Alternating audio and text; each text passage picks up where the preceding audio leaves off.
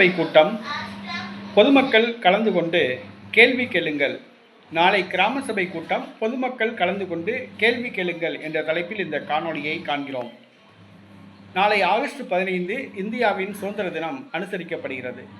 இந்த இந்திய சுதந்திர தினத்தன்று நடைபெறுகிற இந்த கிராம சபை கூட்டத்தில் பொதுமக்கள் கலந்து கொண்டு கேள்வி கேட்கலாம், வரவு செலவு பற்றி கணக்கு கேட்கலாம். பொதுவாக இந்த கிராம சபை தலைவர்கள் 50% பதவி பெண்களுக்கு ஒதுக்கப்பட்டுள்ளது. இதன் காரணமாக உள்ளூரில் செல்வாக்கு பெற்றவர்கள் ஆண்கள் தாங்கள் போட்டியிடாததன் காரணமாக உப்புக்கு சப்பானியாக தங்களுடைய மனைவிகளை, பெற்றோர்களை, பிள்ளைகளை, உடன் பிறந்தவர்களை தேர்தலில் போட்டியிட வைத்து அக்கா, தங்கச்சி, அம்மா, மனைவி, கொழுந்தியா இப்படி தெரிந்த உறவினர்களை போட்டியிட வைத்து அவங்கள பொம்மையாக உட்கார வச்சு இந்த ஆண்கள் செயல்படுறாங்க. இவங்க தான் பஞ்சாயத்து தலைவர் அப்படின்பாங்க. இல்லைங்க, பஞ்சாயத்து தலைவர் பெண்கள்னா இல்லை, அந்தம்மா பெண்கள் தான் தலைவர், ஆனால் இவர் தான் தலைவர் மாதிரி அப்படின்பாங்க. அதே மாதிரி வார்டு உறுப்பினர்கள் பாருங்கள், அந்த கிராம சபை கூட்டத்தில் நடக்கும்போது அந்த பஞ்சாயத்து போர்டு பிரசிடென்ட் இருக்காங்கல்ல, அவங்க கணவர் தான் வந்து அந்த சேரில் உட்காந்துருக்காப்புல. அந்தம்மா சும்மா இருக்கும், ஏன்னா அவர் தான் உண்மையான தலைவராக. வார்டு உறுப்பினர்கள் பெண்கள் இருக்காங்க, பெண்களுக்கு பதிலாக அவங்களுடைய கணவர்கள் வந்து கலந்துக்கிறாங்க.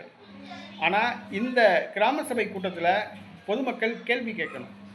பஞ்சாயத்து போர்டு பிரசிடென்ட் யாரையா, அந்த பொம்பளான பிரசிடென்ட்டு, நீங்கள் என்ன வந்திருக்கீங்கன்னு கேட்கணும். அந்த அவங்கள பதில் சொல்லுங்கள் அப்படின்னு சொல்லணும். நீ தூர இறங்கிய வெளியே போ அப்படின்னு சொல்லணும்.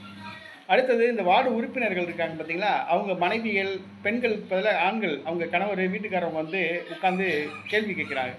அவங்களையும் நீங்கள் வந்து கேள்வி கேட்டு வெளியே போங்கன்னு பற்றி விடணும். புரியுங்களா?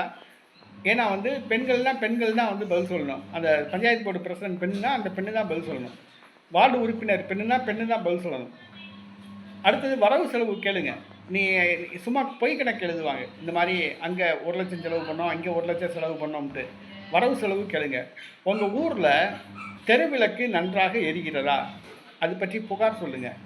குடிநீர் வருகிறதா, புகார் சொல்லுங்கள். சாக்கடை வசதி இருக்கா, புகார் சொல்லுங்கள். சாலை குண்டும் குழியுமா இருக்கா, புகார் சொல்லுங்கள். உங்கள் ஊரில் கண்மாய் தூர்வாரப்படலையா, எப்போ தூர்வாருவீங்க அப்படின்னு கேளுங்க. ஏன்னா இவங்களாம் வந்து முறையீடு பண்ணுவாங்க. அடுத்தது அரசாங்கம் கட்டி கொடுக்குற இலவச வீட்டுமனை ஏன் உங்களுக்கு கிடைக்கல, இலவச வீடு உங்களுக்கு ஏன் கிடைக்கல, அரசாங்கம் ஏன் கொடுத்த நிதியை ஏன் சரியாக பயன்படுத்தலை, கேள்வி கேளுங்க. கேள்வி கேட்டால் தான் விடிவு காலம் பிறக்கும். நாளைய தினம் கிராம சபை கூட்டம் நடக்குது. ஆக கிராம பொதுமக்கள், குறிப்பாக நாம் தமிழர் கட்சி உறவுகள் இந்த கிராம சபை கூட்டத்தில் கலந்து கொண்டு கேள்வி கேட்கணும். வரவு செலவு அறிக்கையை வந்து தாக்கல் செய்ய சொல்லணும். அந்த பஞ்சாயத்து போர்டு பிரசிடெண்ட்டை நீங்கள் உண்டு இல்லைன்னு படணும் இந்த கிராம சபை கூட்டத்தில். ஏன்னா வருஷத்துக்கு 4 தடவை நடக்கிற இந்த கிராம சபை கூட்டம் பொதுமக்கள் கலந்து கொண்டு இதை சரியாக பயன்படுத்தணும். இந்த அதிகார துஷ்பிரயோகத்தை நீங்கள் எடுத்து சொல்லணும், கேள்வி கேட்கணும்.